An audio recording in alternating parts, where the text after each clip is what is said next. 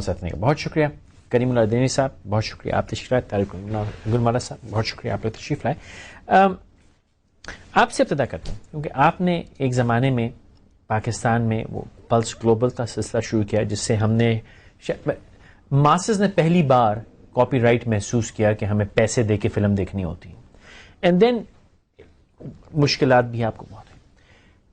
اگر میں آپ سے یہ سمجھنا چاہوں کہ انٹلیکچوئل پراپرٹی کی تھرڈ ورلڈ میں ضرورت ہے یا نہیں, اور کیا ہم جسٹیفائی کر سکتے ہیں انٹلیکچوئل پراپرٹی رائٹس کی تھرڈ ورلڈ میں کہ وی کانٹ ڈو اٹ. اصل میں جب یوروگوے راؤنڈ ختم ہوا تھا بین الاقوامی تجارت کا, تو انہوں نے WTO کو 1995 کے طور انہوں نے جب ان کی پہلی میٹنگ ہوئی تھی تو اس میں انٹلیکچوئل پراپرٹی رائٹس کو ایک درجہ دیا تھا بین الاقوامی تجارت میں. جی. تو اس میں جو جیسے ممالک جو تھے, جیسے ہمارے جیسے جو ترقی مطلب کم ترقی وزیر ممالک تھے, ان کو انہوں نے یہ ایک معاہدہ کروایا کہ انٹلیکچوئل پراپرٹی بھی ایک بینچ مارک ہوگا جس کو آپ کو حفاظت دینی پڑے گی اگر آپ کو بین الاقوامی تجارت میں درجہ حاصل کرنا ہے.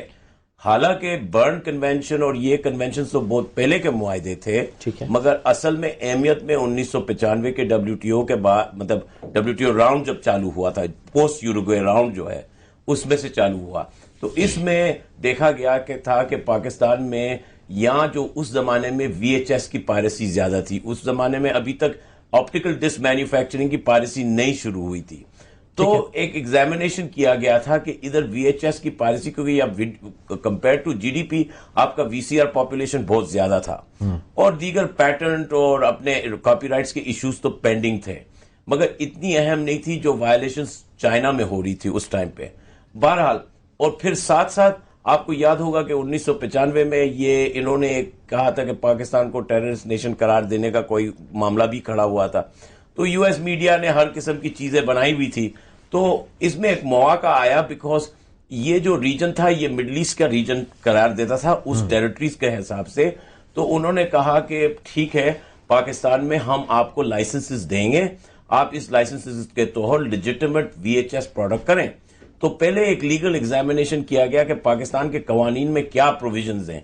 تو اول تو یہ پتا چلا کہ پاکستان کے قوانین میں اس کو کہتے تھے کالونیل زمانے, راج کے زمانے میں دو قسم کے جرائم تھے کاپی رائٹ. کاپی رائٹ کو ایک جرائم جو تھا اس کو کہتے تھے کہ یہ نان کاگنیزبل کرائم ہے, اور ایک تھا کہ جیسے کہ اگر آپ کسی چوری بوری کریں تو وہ تو آپ کا کاگنیزبل کرائم تھا, یہ ذرا پرائیورٹی والا کرائم نہیں تھا. ٹھیک ہے. تو پہلے اس کو درست کرنا پڑا.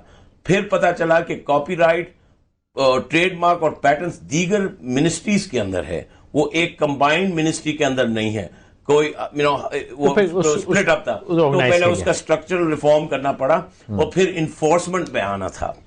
اصل بات تو انفورسمنٹ